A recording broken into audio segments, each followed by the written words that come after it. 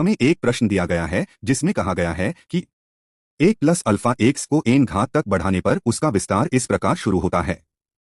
1 plus 8x plus 24x square और आगे के पद। हमें इसमें अल्फा और n के मान निकालने हैं।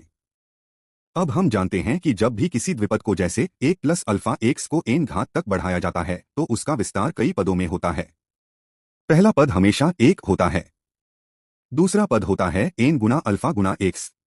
तीसरा पद होता है n गुना n-1 को 2 फैक्टरियल से विभाजित करके फिर उसे अल्फा के वर्ग और x के वर्ग से गुना करना।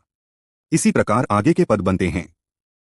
अब अगर हम दोनों पक्षों की तुलना करें तो x वाले पद के गुणांक कोफिशिएंट दोनों तरफ बराबर होने चाहिए और x स्क्वेयर वाले पद के गुणांक भी दोनों तरफ समान होने चाहिए।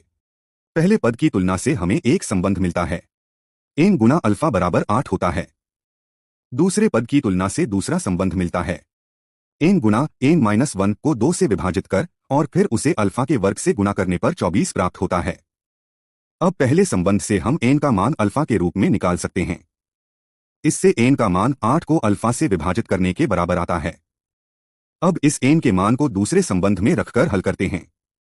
सरलीकरण करने पर हमें एक ऐसा समीकरण मिलता है जिसमें अल्फा का मान निकाल सकते हैं। इसे हल करने पर हमें पता चलता है कि 8 में से अल्फा घटाने पर 6 प्राप्त होता है। इससे अल्फा का मान 2 निकलता है। अब इस अल्फा के मान को पहले संबंध में रख देते हैं। जब अल्फा 2 है तो 2 गुना n 8 के बराबर होता है। इससे n का मान 4 आता है। आठवां निष्कर्ष यह है कि अल्फा का मान 2 है और n का मान 4 है। इसका अर्थ यह हुआ कि 1 प्लस 2x को 4 घात तक बढ़ाने पर हमें विस्तार मिलता है। 1 plus 8x plus 24x square और आगे के पद, जो कि प्रश्न में दिए गए विस्तार से पूरी तरह मेल खाता है।